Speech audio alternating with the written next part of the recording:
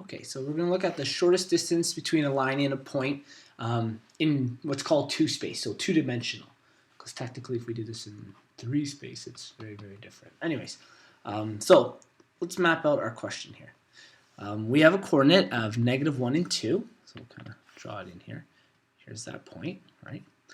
And they want the shortest distance from this point to this line that we have in orange, because technically there's many different distances, right? From here to here to here, that's even farther. But the shortest distance will actually form a right angle, okay? So think of it like a line connecting these two, which means if we're forming a right angle, do you know what kind of relationship those two lines have? It starts with a P, and there's 2 types. There's one where they run the same way. Do you know what that relationship's called? When the slopes are the same? Parallel? Yeah. So if they form a right angle with each other, do you know what that relationship's called? Perpendicular? Yes, exactly. So we're looking for a line that's perpendicular to our orange line here. And we have a lot of the information here, so we're going to take that information and use it. So let's kind of map out what we're going to do. First, we're going to find a line that's perpendicular. Okay, so if I say find perpendicular line. Okay. Then what we're going to do is we got to find that line that connects to this point. Okay, so we have to connect it to the point. So we'll say connect to point. That's step 1. Step 2. Then what we have to do is find where these 2 lines intersect. So point of intersection. I guess this doesn't write so nice, that thing.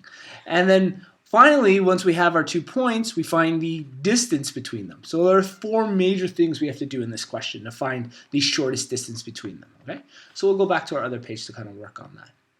I'll have to turn that off. Okay, so we'll write our 2 points down in our coordinate. Our point being -1 and -2. And our line was y is equal to -x plus 5. Mm-hmm. Okay.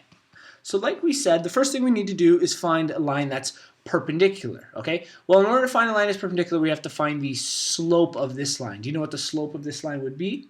-1. Yeah, that's right. There's nothing written there, but we are technically, it's a -1. And to find something that's perpendicular, what do we do with this m, or this slope? You flip it. Yeah, so we'll turn it into a fraction, so it's -1 over +1, and then we kind of flip it. Well, it's still going to be 1 and 1. Is that all we do? Flip it? What about that negative? You add it. Yeah, so technically it's called the negative reciprocal. So what you do always is you technically multiply by a negative. So what is a negative times a negative going to be? A positive. Yes, so in other words, the slope of this line is going to be positive. So we know the slope of our new line, right in black here, is going to be +1, okay, x. We don't know what the y-intercept is going to be yet. That's our b. We're not sure what that line is going to be. And we'll relate that here. I'll quickly put this up. So our new line is going to have a slope of y equals x. And if you look at this, that really does look like it's forming something that's perpendicular. The only thing is it's not going through our point. So now we have to actually shift this line and get it to go through that point there. Okay? So what that means is now with our new line, okay, I'm going to kind of connect it over here, y equals, and I don't have to write that 1 in, right? X plus b. This coordinate is on the line, and this is an x value and this is a y value, which means we can replace x with -1 and we can replace y with -2. And when we do that, we'll isolate for b. So y will say -2 is equal to -1 plus b. Okay? And to isolate for b, we bring -1 over, and that's actually going to make it a positive value. So our b in this case will actually equal -1 itself. So our new line, okay, we'll call this equation, so this was equation 1. Our new line, equation 2, that's perpendicular, is y equals 1x minus 1. Okay, so this is our new line. And let's test that out to see if that works here. So x minus 1, and look at that. Falls exactly on that point, runs right through it. So perfect. It's now perpendicular and it's cutting through. But we want to find the distance. And an infinite line that never stops has an infinite distance, but we want to find this distance here. Well, we know this point, right? We were already given it. The next thing we have to do is find the point of intersection between these 2 lines, okay?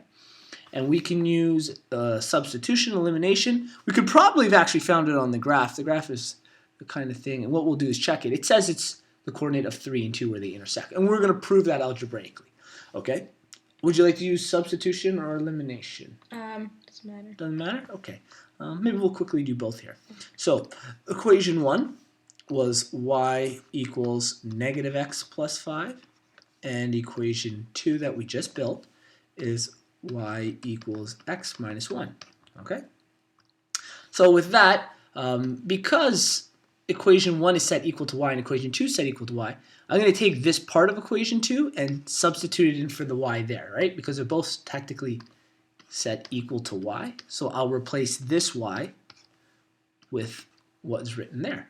Okay? So it will now read, I guess I'll write that in blue, x minus 1, so that's where I replace the y, is equal to negative x plus 5. Okay, I can kind of drop the brackets from here. I'm going to isolate x's. So I'm going to bring my x to the other side, so that will read x minus 1 plus x equals 5. And when I bring negative 1 to the other side, do you know what that will become? Positive. Yep. So we have x plus x equals 5 plus 1. Let's do both sides in one step. What will x plus x be? 2x. Yeah, is equal to what value? 6. Great. Are we done? No. Well, what do we do next? Divide by 2. Yeah, we bring 2 over, we got to divide. So we divide that value by 2. X is equal to 3. Great. Okay, so x is equal to 3. So now that I have the x value, I know that's one of the coordinates. Okay, I can take that in either equation 1 or 2, plug it into the x. Okay, so in equation 2 we'll do it. So y is equal to 3 minus 1. Y is equal, oh my, what happened there? There you go. I'm not sure why it's doing that. Y is equal to 2. Okay? So in other words, our new coordinate is 3 and 2, which is exactly what we proved in over here. So now we have a coordinate and a coordinate. And then from there, we got to use a distance formula. So we're going to use our distance formula to find the actual distance between these 2 points, the point being 3 and 2, and our other coordinate, which was originally negative 1 and negative 2. So we need to find the distance between these two values. We won't do the elimination part. We have the substitution. That's clear, right? Okay. Yeah. So now, our distance formula.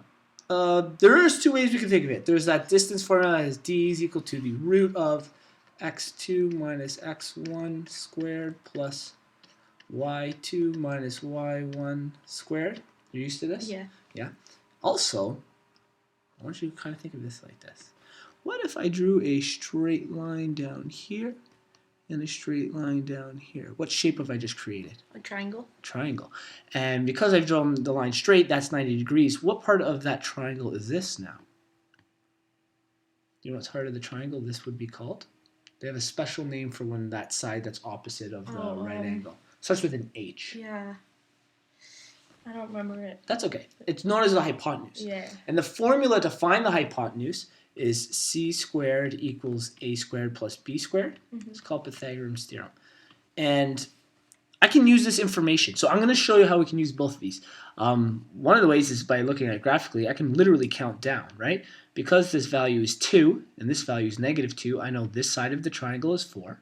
Okay? And you could kind of count your way down if you want it. 1, 2, 3, 4. And this is at negative 1 and that's at 3. That's at 1, 2, 3, 4. So both sides of the triangle are 4. Okay? We're going to keep that in mind as we go through this. Okay? So I'm going to erase it. We'll plug our coordinates into this here. One coordinate being negative 1, negative 2. The other one being 3 and 2. So I'll call this guy x1, y1, x2, y2. And we'll just kind of plug them in for our distance, right? So distance is equal to the root of, I've got a whole bunch of arrows there. Our x2 is 3. Our x1 is negative 1. So minus negative 1, okay, which is a little different, squared, plus y2, which is negative 2, minus, oh, I wrote that wrong. y2 is 2, positive 2, minus negative 2. Okay? That's actually important that I got that order correct. From there, let's fix that one. Do you know what 3 minus a negative 1 will be? Think of it like this. When you have two negatives beside each other, it's actually like addition. Yeah. So it ends. 4. Yeah, exactly. So we get 4 squared plus 2 minus negative 2? So 4. 4.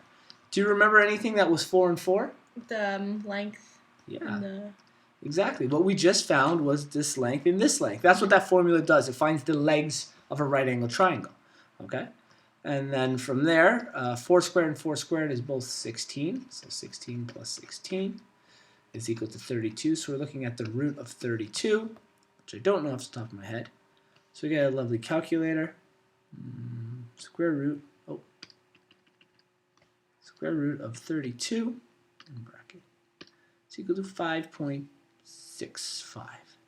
So approximately 5.65 is that distance. And if we had used Pythagoras Theorem, that's what it would have been too. So let's kind of take a look at our thing here.